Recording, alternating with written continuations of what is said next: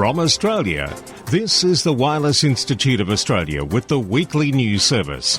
This broadcast is in text, audio and video and is accessed on wia.org.au.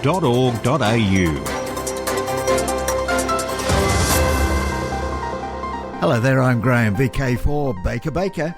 This is the national news for week commencing May 16, 2021, in our 26th year of non-stop news. Peter Clee, VK8ZZ WIA Secretary with AGM advice. John Williams, VK4JJW, looks at the latest AR magazine. A big thank you to our tireless wireless workers from Q News resident thinker Jeff Emery, VK4ZPP. And socially, we'll hear from both Pop and Hammy. All up and coming in this edition of WIA and the National News Service. Thanks, Graham, and good morning, listeners. The board of the WIA have determined that the AGM will now be held on Saturday, the 26th of June 2021, commencing at 11 a.m. Eastern Standard Time. The format of the annual general meeting will be similar to that held in 2020. The agenda for the 2021 annual general meeting will issue shortly. Notice of the 2021 annual general meeting has been published on the WIA website and in social media, as well as by Memnet email to all members. This is WIA Secretary Peter Clee, VK8ZZ. Amateur Radio Magazine. Issue number 3 for 2021 is on the press, so says Editor-in-Chief Roger Harrison, VK2ZRH. It's scheduled to reach your mailbox and or newsagent real soon. Now, during this month, the electronic edition will be available for download by members at around the same time. To celebrate the centenary of the Australian Air Force, this issue's front cover features a dramatic picture of a Royal Australian Air Force Globemaster C-17 being guarded by dog handler Corporal Brodie McIntyre and working dog Kesha at RAAF base Darwin. The purpose is to highlight the feature article on special call signs VI-100AF and VK1WIA by Stu, VK8NSB.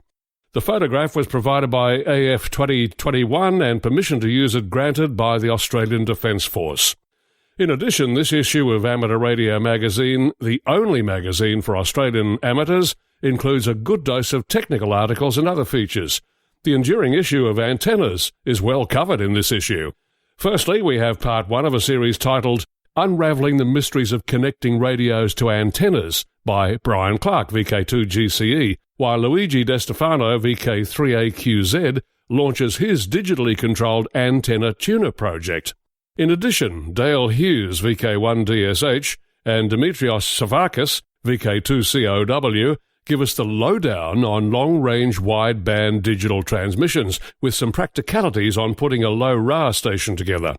For those interested in retro radio gear, Ray Robinson, VK2NO, reviews the realistic DX160 receiver, a surprising performer. Is amateur radio dying or just asleep at the wheel? A statistical analysis of amateur license data by Mark Hillman, VK3OHM, provides some thoughtful insight. There's a whole lot more to issue 3 of Amateur Radio Magazine, but now we have to reveal the real news. Editor-in-Chief Roger Harrison, VK2ZRH, has resigned and moved to the Gold Coast in VK4. He said when he took on the job last year of getting AR Magazine back on track that he'd only be doing it for a limited period. Once issue 2 was completed earlier this year, he stepped back and reduced his involvement.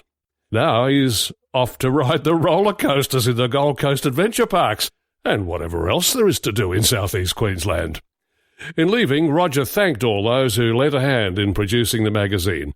Roger advises that he's definitely retaining his VK2ZRH call sign.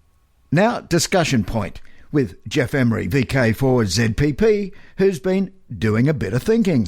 One of the features of being a representative body is that there are many tasks that go on that we members away from the centre of activity don't usually get to look at close up.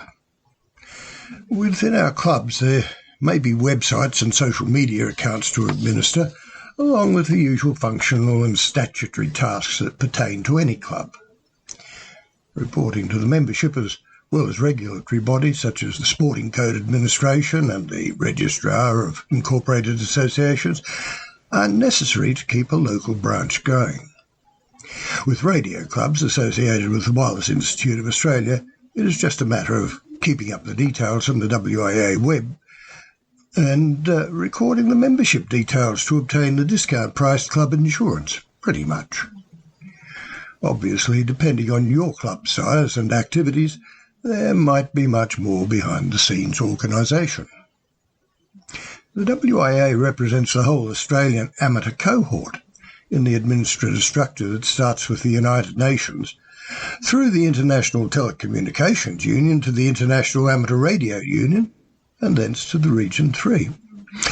Locally, it is with the Australian Communications and Media Authority as the government regulator of the local rules and regulations, and the various international treaties that the WIA fulfills a national role. What this means is there is a core of knowledgeable people who are depended upon to advise the WIA board and represent the WIA at meetings and conferences. Not only are the face-to-face and teleconferences, but there are reams of documents to glean and papers to prepare and agree the content within. People bring a level of expertise to these tasks, and many have years of experience in their professional roles, and it is ultimately you and I who share the benefits of this background work. To the busy people who have been committed to gathering opinion and formulating the formal responses, I must say a very heartfelt thank you.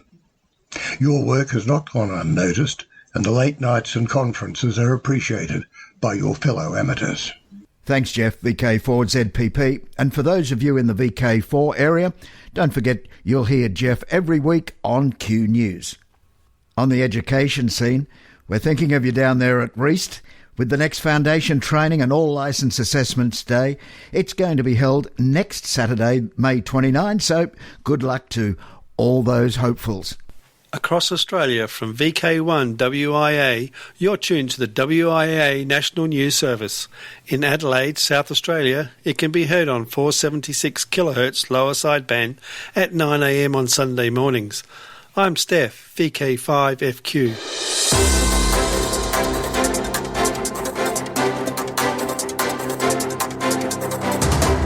This is the home service of the Wireless Institute of Australia through VK1WIA. Now, international news with Jason, VK2LAW. Hello, commencing news from Region 1. UK regulator Ofcom may remove product listings from eBay. BBC reports the online sales platform eBay is handing Ofcom the power to remove listings. Theoretically, this could enable Ofcom to remove products that do not conform to EMC requirements. eBay said the move was designed to speed up the removal of illegal or unsafe items without waiting for approval from the company. Only selected trusted authorities will have access to the new tools, but those that do will have the ability to take down any listings from the marketplace themselves, the company said. More than 50 authorities around the world are already involved in the early stages of the project, it added. Irish Radio Transmitter Society News reports that at their recent AGM, a proposal to introduce a new licence level in Ireland was defeated. This was the only motion before the 2021 AGM and came from the Galway Radio Experimenters Club, who asked that IRTS, in representing Ireland, support the inclusion of a new licence level as part of a 3-year plan. Following a well-researched and well-presented case by GREC, the motion was defeated by the narrowest of margins. Ireland only has one class of licence permitting up to 1 kilowatt output. The HAREC equivalent exam comprises 60 questions, which is substantially fewer than the proposed RSGB direct-to-full exam in the UK. Although the company that runs the RSGB online exams, Test Reach Limited, is based in Dublin, no online exams are available in the country. All exams are in person, held infrequently, and at a limited number of testing centres. News from Region 2. The US Congress is reportedly taking steps to officially recognise the important contributions made by amateur radio operators. According to an article on the website by the ARRL, Congresswoman Debbie Lesko from Arizona has introduced a bipartisan resolution to designate April 18, 2022 as National Amateur Radio Operators Day. April 18th is the anniversary of the founding of the International Amateur Radio Union, the IARU, which was established in 1925. The resolution cites the Amateur Radio Emergency Service for providing invaluable emergency communication services following recent natural disasters, including but not limited to helping coordinate disaster relief efforts following Hurricanes Katrina, Wilma, and Maria, and other extreme weather disasters. Debbie Lesko had introduced a similar bill last year at the request of Raymond Anderson, a 12-year-old radio operator. Brazil's National Amateur Radio Society, LABRE, is campaigning for the abolition of taxes on amateur radio equipment. They've been working on this since 2009 to no avail, but now a well-presented petition is available on the Labre website. Webinar RF Exposure in the Time of Conspiracies. ARRL reports the IEEE COMAR Committee ran this webinar last Wednesday with a group of experts on health and safety issues related to electromagnetic fields from power line through microwave frequency ranges. Its primary focus was on biological effects of non-ionising electromagnetic radiation and to highlight some of the news articles, comments, etc. that purport to declare the hazardous nature of exposure to weak RF fields, such as those posed by new 5G wireless communications base stations, and explain how they are not scientifically based, and some ideas on how to better communicate what we really know about potential health effects, said COMAR Chair Rick Tell, Kilo 5 Uniform Juliet Uniform. And wrapping up international news from Region 3, new 60 metre 5 MHz. WRC 15 sub-licence now available for New Zealand hams.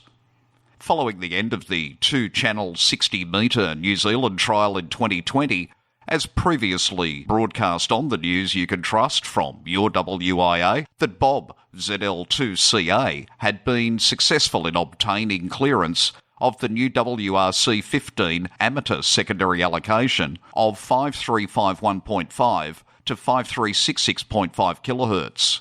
NZART is pleased to announce that negotiations with their regulator RSM have been successful in obtaining a licence to allow operation for all New Zealand amateur operators to use 60 metres, 5 MHz, during the WRC 15 allocation. As with their old 60 metre trial, all those who wish to operate on the band must complete and sign the new sub-licence, which sets out the terms of operation before they can operate. For WIA National News, in Sydney, I'm Jason, VK2LAW. Now, operational news with Felix, VK4FUQ. Hello there. The CQ Worldwide CW WPX contest May 29-30. The VK Shires June 12 and 13. Winter VHF UHF Field Days June 26-27.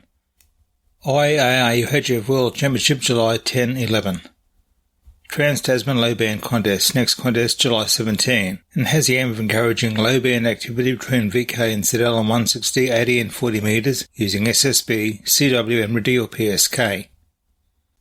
RD or Remembrance Day Contest will be August 14-15. Alara Contest, a combined phone and CW run over 24 hours starting on Saturday 28th of August at 0600 hours UTC, finishing Sunday 29th of August at 0559 hours UTC.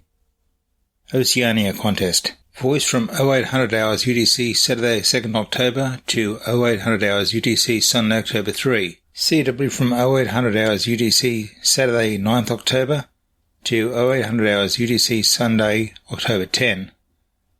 Spring VHF UHF Field Days November 27-28.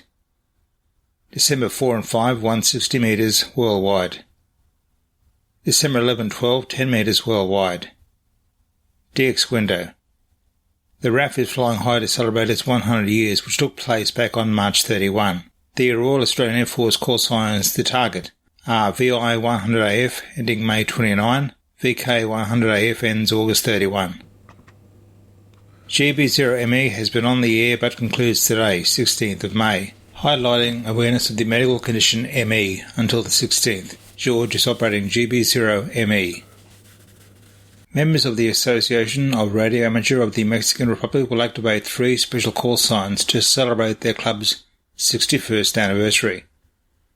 Look for 61A, 62A and 63A until March 16 on 160 to 6 metres all modes and the satellites.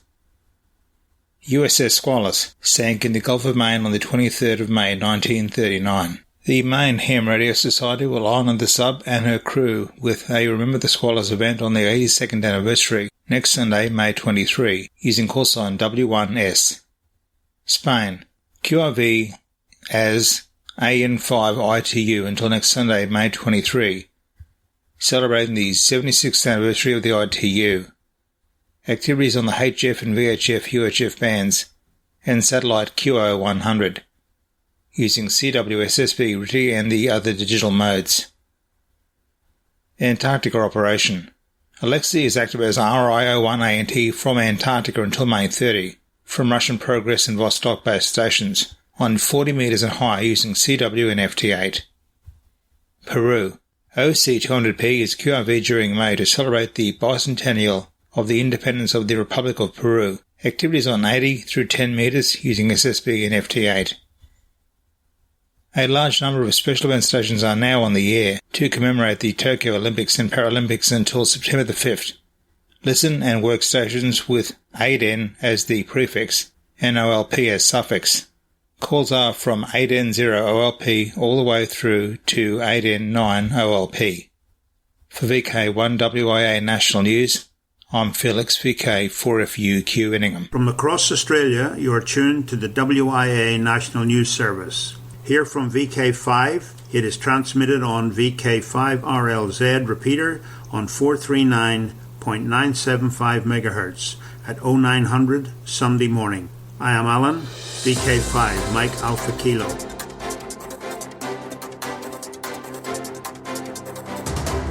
This is the home service of the Wireless Institute of Australia through VK1WIA. Now, special interest group news with Cole, VK3GTV. Hello, and first up, it's Summits on the Air, Worldwide Flora and Fauna Program and other adventure groups. Jimmy, M0HGY, and his dad, Tom Reed, M1EYP, can now claim to have summited every hill and mountain in Wales, following a trip in early May. Between them, they set up amateur radio equipment at the summit and had 95 QSOs, some 27 of which were summit-to-summit contacts with other mountaintop radio operators, and DX into Brazil with their 5-watt QRP setup. Wales is not the first country to have been completed, i.e. have had successful radio activation on every summit by Tom and Jimmy. They've already done likewise in England and Northern Ireland, and, for what it's worth, Isle of Man, Jersey, Guernsey, and the Netherlands. They had believed they had conquered Luxembourg too in 2019, but recent resurveying has revealed a 5th summit in the small nation, so a future trip will be necessary to recomplete. Quite an achievement. Well done, guys. In other SOTA news, Sid, ZS5AYC, has become the first South African SOTA mountain goat, with Adele, ZS5APT, very close to achieving her mountain goat status. Congratulations, Sid. Worldwide Special Interest Groups, ATV. Space Wars on ATV. Ham Radio Prep. The USA's fastest-growing amateur radio education program recently partnered with Flight Test in the production of a video to promote the use of ham radio for high-powered hobby flights, as well as the use of activities such as drones in science, technology, engineering and mathematics education.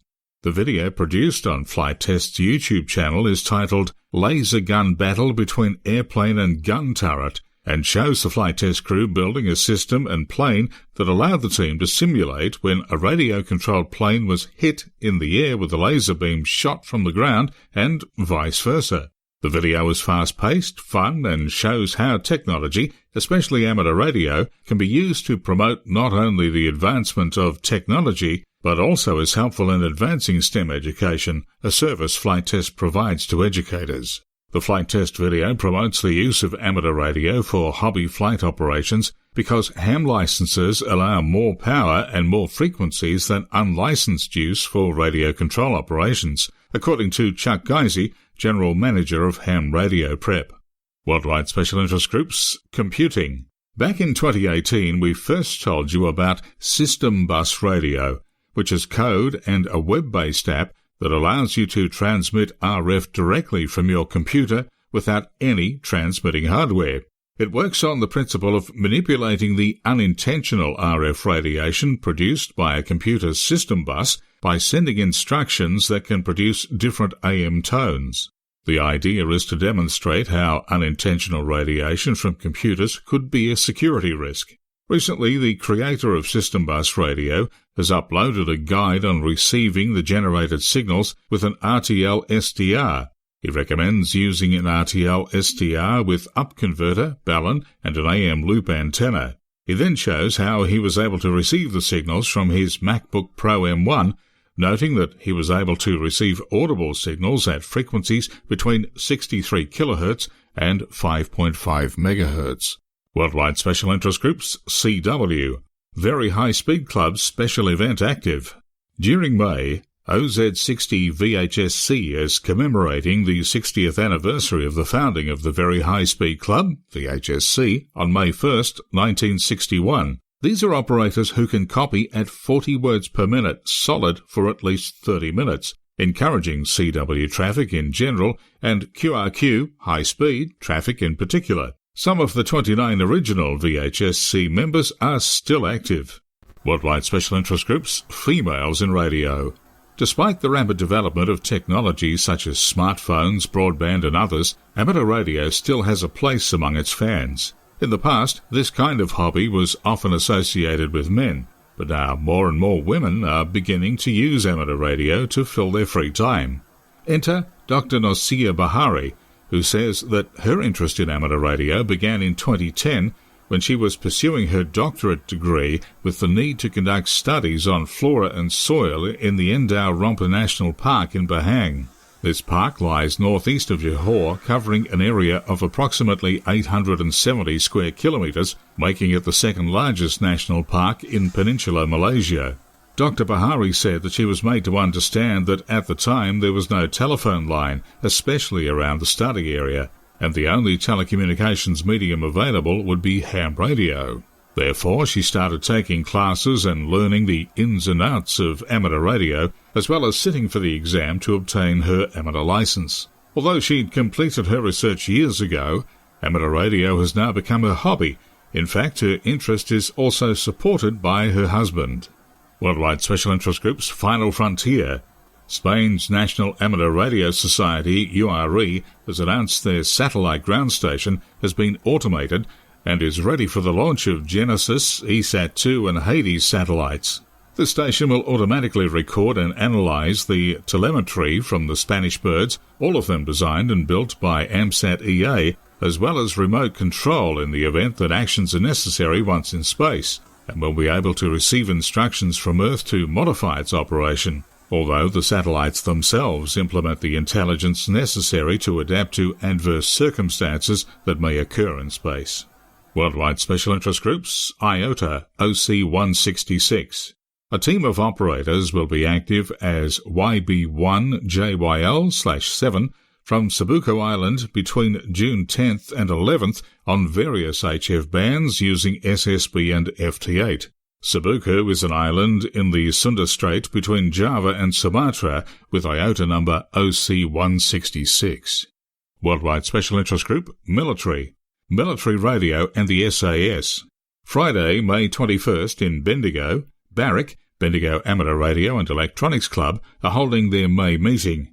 Military Radio and the SAS with John Trist, VK2MOP.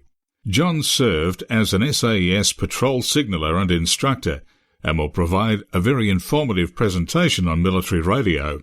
For Bendigonians in our audience, we suggest you go along. As always, visitors from everywhere else are welcome too. John's presentation will include information on the ANPRC 64 set, which was the patrol set they carried in the SAS, and the British PRC 320 Klansman that was in service in the British Army from 1976 to 2010. The evening commences at 7:30pm, Friday, May 21st, at the club rooms at the Bendigo East Hall, 35 Lancel Street. A gold coin donation would be appreciated, and tea, coffee and biscuits will be available. And that's the latest Worldwide Special Interest Group news. I'm Cole, VK3GTV. Socially speaking, on the social scene for 2021, VK2, it's mayhem at the Wyong Racecourse, May 30. Yes, Sunday the 30th of May at Wyong will be the largest undercover car boot sales for radio enthusiasts once again. There's room for cars, trailers, vans and small trucks, over 60 in fact, and you can sell your trash or find your treasure, rain, hail or shine. It's a great place to sell off all those unwanted radio and electronic items that you've put aside during your COVID cleanup. Fill up your car or trailer and register on the day at the Howarth Street Gate from 6 a.m. Hi everyone, it's Hammy here for the Central Coast Amateur Radio Club. The clock is counting down with only 2 weeks to go to Mayhem at Wyong Racecourse. While checking out all the treasure, you can also try your luck at the CCARC raffle. There will be high-quality prizes as part of the Mayhem excitement. At just $5 a ticket once again, you too can have the chance to win. For more Mayhem information, go to ccarc.org.au/mayhem. I'm just sandwiched with excitement and I hope you are too. See you there! Thanks, Hammy, and thanks, Glenn, VK2GEM, Mayhem Liaison. In VK2, Oxley Region Amateur Radio Club's Field Day at the Warhope Showground, June 12 and 13. Also June 12 and 13 in VK5, the SERG Convention at Mount Gambier. To VK6, Perth Tech, October 23. Perth Tech is a premier amateur radio event in the form of a one-day symposium with a variety of presenters from around Australia who are skilled in their area of expertise, with some practical workshops the following day. Here's VK6 POP. Today we can announce that Perth Tech 2021 will be on Saturday, October the 23rd, in a lovely hills setting on the northeastern fringe of the Perth metropolitan area, 50 minutes by car from the Perth CBD. The conference venue is in the village of Gidgegannup in the hills northeast of the Perth CBD, about half an hour's drive from Perth Airport, in the modern recreation and sport facility that they have there. So why are we telling you this? Well, that's easy, because we reckon we shouldn't be keeping this event to ourselves. So we're inviting you mob from the rest of Australia to come across the paddock and visit Western Australia in the spring. We've got the best wildflowers in the country. October is the wildflower season and the locality is close to several national parks, the Avon Valley and nature reserves, and only a short drive to the Swan Valley wine region. There's a motel 10 minutes away and a variety of B&B style options in the area, as well as caravan parks about 20 minutes away. I hope I've tempted you to consider using Perth Tech as an excuse to make the journey west, and we'll do our best to make you welcome. Check out our website, vk6.net, for information and updates, and in the very near future, a link to the booking site. Oh, I nearly forgot, the event is basically free. We'll be charging a modest fee to cover the lunch that will be provided, and a few other knickknacks. vk6.net. If you forget that, check out the text edition. Thanks, Bob. Now, what's that website again? It's vk6.net. And VK3 Rosebud Radio Fest by Spark at 9:30am. Now, the one that we still don't know if it's going to go ahead this year, we've heard nothing of it, and that is the Gold Coast Hamfest. So if Gold Coast are having something, how about putting pen to paper, voice to mic, let the rest of Australia know, particularly for the grey nomads making the trek to VK4. Till next we meet, I'm Graham, VK4BB. Walk softly. From Australia, this has been the Wireless Institute of Australia with the weekly news service. This broadcast is in text, audio and video and is accessed on wia.org.au.